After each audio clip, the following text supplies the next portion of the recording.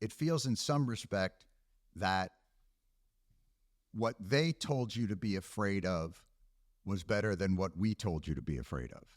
You know, they were basically selling a migrant invasion, a trans invasion. I mean, almost every commercial touched on either one of those.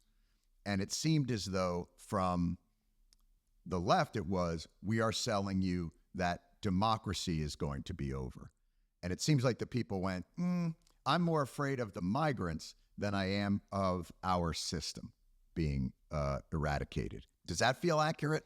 Well, that may be accurate, but one of the things that I think we're going to have to grapple with going forward is that there has always been so much wiggle room in the strength of the United States that it was okay to backslide a little bit because the guardrails were there to keep us on track. And I think a lot of people can't imagine a world in which those guardrails aren't there, but they really aren't. I mean, what we have done is we have voted to get rid of the ones that are left because they have been so eroded over the past 40 years, really.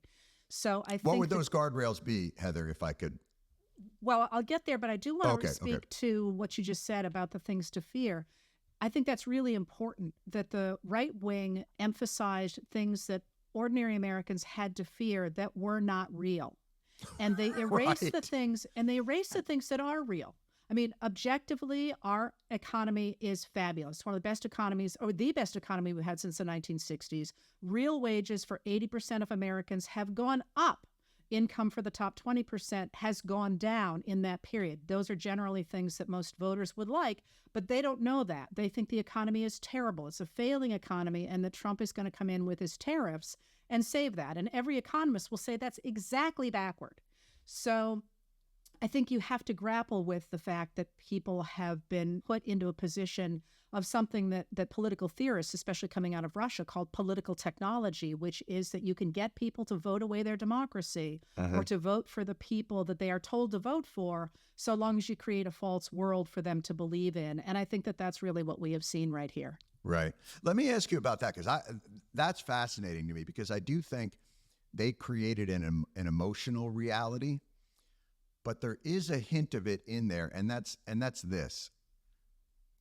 You know, we look objectively at the markers for the economy in terms of GDP or wages or infrastructure investment and all those things as being the envy of the world. Our country right now is thriving in a way that other countries are not. But if in your house you're still struggling, is the sense that, okay, maybe the system that we're selling to people no longer feels valid to them. In other words, if our economic system we look at and say, this is thriving, but people don't feel it, do they start to begin to say, well, maybe the system itself isn't delivering in a way that we need? So then when you say, this is to protect the system, they think, why would I protect something that's not delivering for me, even when it's working properly? Well, yes, except I think it's important to recognize that the system under which we lived from 1981 to 2021, neoliberalism, the idea that you were going to rely on markets and let all the money go to the top because people at the top would invest more efficiently than if the government got involved either through regulation or taxes. That system, Joe Biden very deliberately deconstructed and replaced with the system we had had before that did work for everybody. He invested in ordinary Americans. He stood for unions. He used the FTC to break up monopolies and to get rid of junk fees and to try and make it easier for people to start businesses. All the things that should have made ordinary Americans say, hey, yeah, this is pretty good. We had inflation, but wages went up faster than inflation. And yeah, eggs were more expensive, but that's because there was a bird flu. And then there was price gouging. All of these things that people like you and me tried to get out there, but that is not what voters heard. What they heard is eggs are more expensive, products are more expensive. It's Joe Biden's fault, instead of the people who had really ruled from 1981 to 2021. And instead, what have they done? They have elected somebody who has vowed to put those old things back into place. And make their lives more expensive, and then turn around and blame what they call the liberals, who they think are responsible for the cost of things because of their policies and because they have been welcoming to immigrants who also are important to our economy. Heather, you brought up a really interesting point, which is people are voting to return to a system that they seem to be rejecting. But what was so interesting to me, when you talked about neoliberalism and supply side, the Democrats have embraced that in similar ways. I mean, Clinton famously deregulated financial institutions, which you could point to as the 2008 crisis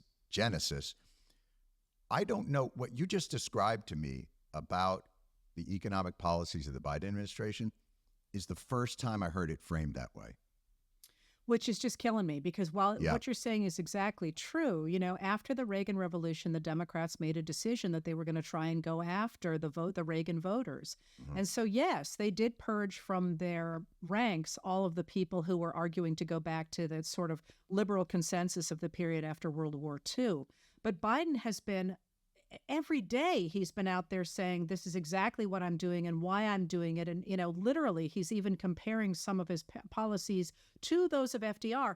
And it just never cracked into the media. There was somebody who was out there yesterday saying, an economics reporter that I won't name, saying, people want to get rid of neoliberalism. And I'm like, we did. We did. And nobody knows it. And you voted to go back to it. And instead of going back to neoliberalism, what we're going to go to is autocracy, which is a different thing. Right. Because it will not be governed by the rule of law. It will be governed by cronyism and the kind of corruption that we've seen in other autocracies. That's not what people think they're voting for. They think they're voting for the ideas that Biden embraced, investing in the middle class, investing in creating a new economy. And in fact, they've just voted that away in favor of a system of autocracy.